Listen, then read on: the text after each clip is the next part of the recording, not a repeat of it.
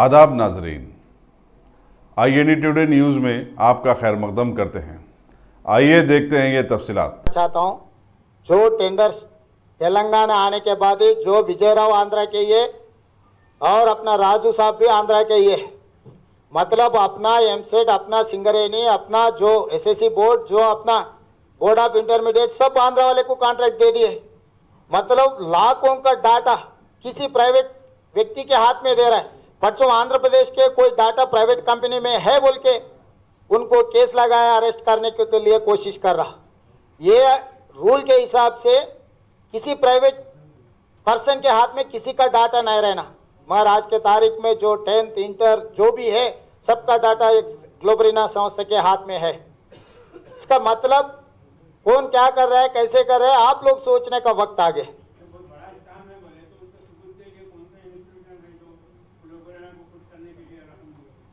हाँ बराबर है, मैं यही बोल रहा हूँ ना। ये काकीनाडा JNTU में ग्लोबरीना और मैग्नेटिक इन्फोटेक जॉइंट वेंचर किए, काम किए, टू होम से और इट में कंसर्न ये पूरा लेटर इश्यू किए काकीनाडा यूनिवर्सिटी। तो वो एमसेट में एक फंसा हुआ है, दूसरा बोर्ड ऑफ इंटरमीडिएट है। ये दोनों मिलके काकीनाडा में चोरी किए।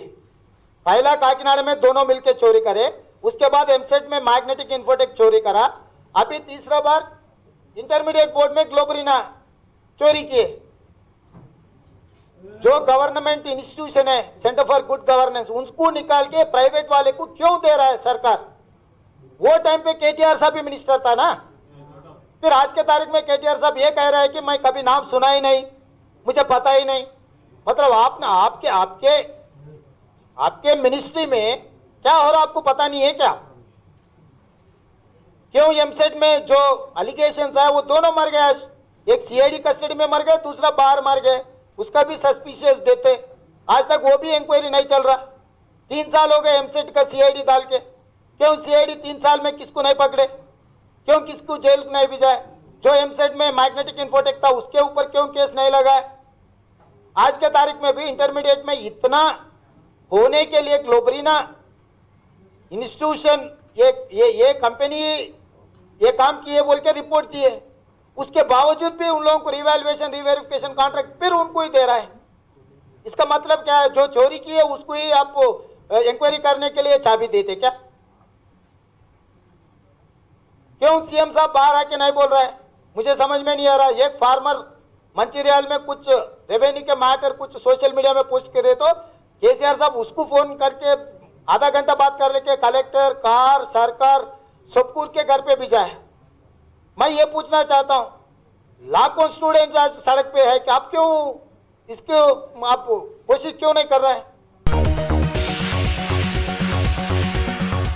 गाजी kidney centre and multi speciality hospital, गुर्दे और बवासीर के इलाज का 40 साल मशहूर हॉस्पिटल, जहां हजारों पेशेंट्स क्योर हो चुके हैं। Doctor Husaini international national award winner और दूसरे डॉक्टर्स और लेडी डॉक्टर्स की जेर खिदमत गुर्दे के तमाम अमराज का मुकम्मल ट्रीटमेंट किया जा रहा है। गुर्दे फेल हो चुके हों, डायलिसिस करवा रहे हों, याद रखिए डायलिसिस कोई इलाज नहीं, इससे 1% भी गुर्दे रिकवर नहीं होते। हाँ, डायलिसिस टेम्पररी रिलीफ दे सकता है, लेकिन हमारे ट्रीटमेंट से गुर्दे फिर से फंक्शन में आ सकते हैं। गुर्दे श्रिंक हो गए हों या सिस्ट हो, गुर्दे की पथरी हो, कैसी भी गुर्दे की तकलीफ हो, या पाइल्स यानी बवासीर, चाहे ब्लीडिंग हो या कोम, बगैर ऑपरेशन मुकम्मल क्योर ट्रीटमेंट का एक ही centre, Ghazi kidney centre, DLRL main road, opposite Vikas high school, Chandrayan Gutta, Hyderabad. Cell 9966930824 या 9391326261।